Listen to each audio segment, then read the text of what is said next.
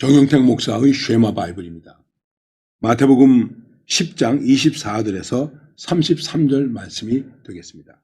그리고 우리가 부를 찬송은 93장 예수는 나의 힘이요 내 생명 되시니 하는 찬송이 되겠습니다.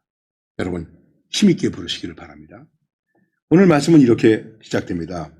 제자가 그 선생보다 또는 종이 그 상전보다 높지 못하나니 제자가 그 선생 같고 종이 그 상전 같으면 족하도다.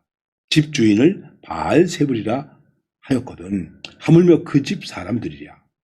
그런즉 그들을 두려워하지 말고 감추인 것이 드러나지 않을 것이 없고 숨은 것이 알려지지 않을 것이 없느니라. 내가 너희에게 어두운 데서 이르는 것을 광명한 데서 말하며 너희가 귓속말로 듣는 것을 집 위에서 전파하라.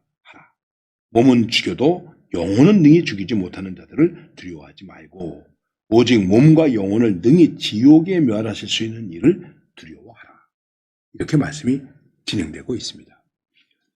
지금 마태복음 10장을 우리가 묵상하고 있는데 마태복음 10장을 전체적으로 쭉 보면 이렇게 말씀드릴 수 있습니다. 제자는 어떻게 살아야 되느냐. 제자도. 흔히 말하는 제자도. 이렇게 말할 수 있는 것입니다. 존 스토트라고 하는 분이 80세가 넘어서 마지막으로 쓴 책이 있습니다. 근데 그 마지막으로 쓴 책의 제목이 우리나라 말로 번역된 것이 제자도.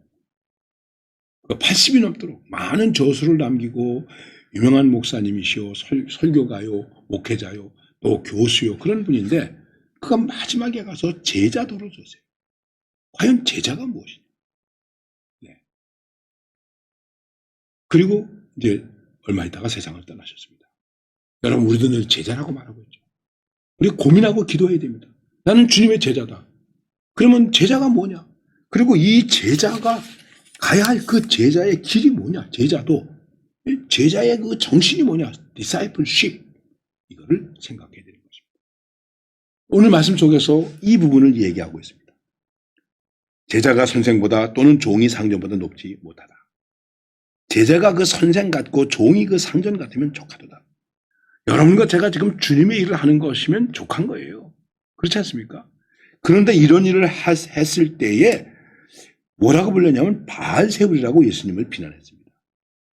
그러니 집주인과 마찬가지인 선생님도 예수님도 귀신이 들렸다고 그랬으니 야 너희들은 어떻겠냐. 더 고난이 있고 더 어려움이 있다. 그런데 많은 어려움이 있다고 할지라도 중요한 것은 두려워하지 마라. 미리 걱정하지 마라 하는 것입니다. 두려워하지 마라. 왜냐하면 결국은 다 드러나게 되어 있다. 어두운 데 있지만은 결국은 다 밖에서 말하는 것처럼 드러나게 되어 있다. 우리가 귓속말로 하는 것도 집 위에서 전파하는 것처럼 드러나게 되어 있다. 우리가 제자로서 사는데 그 제자가 정말 두려워해야 될 것은 무엇일까? 여러분, 우리가 주님의 제자입니다. 주님의 일꾼입니다. 주님의 사람입니다. 우리가 정말 두려워해야 될 것은 무엇일까요? 하나님 앞에서 드러난다. 우리는 낱말은 새가 듣고 반말은 쥐가 듣는다. 우리가 감출 수가 없는 거예요. 우리의 모든 제자도의 모습이 주님 앞에서 드러나게 되어 있다. 그래서 말씀하고 있는 것입니다. 여러분 이 말씀 꼭 기억해 주세요. 그 어떤 말씀이냐면은 28절 말씀입니다. 밑줄도 한번 치시고 마태복음 10장 28절 제가 굉장히 두려워하면서도 좋아하는 말씀 가운데 하나인데 이렇게 말씀하고 있습니다. 몸은 죽여도 영혼은 능히 죽이지 못하는 자들을 두려워하지 말고 오직 몸과 영혼을 능히 지옥에 멸하실 수 있는 일을 두려워하라. 세상에서 하는 핍박, 관원, 공중에 가서 어떻게 하는 거 이런 거 두려워하지 마라. 오히려 그렇게 하는 일은 그런 것을 통해서 내가 주님의 제자임을 나타나게 되고 복음을 나타나게 되는 것이다. 오히려 몸을 죽이고 지옥에까지 우리를 심판해서 멸하실 수 있는 그분을 두려워해요. 정말 제자가 두려워해야 될 분은 누굽니까? 하나님이시죠.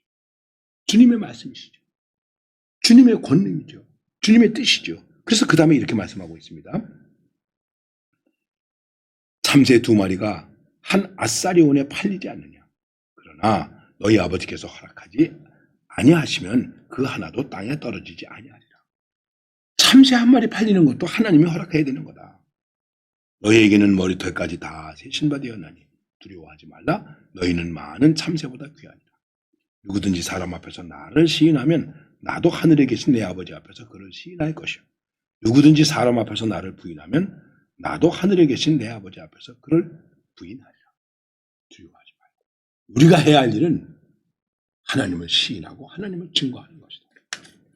그거밖에 없는 것입니다. 너희는 참새보다 귀하니라. 들의 백합화보다 귀하니라. 공중 나는 새보다 귀하니라.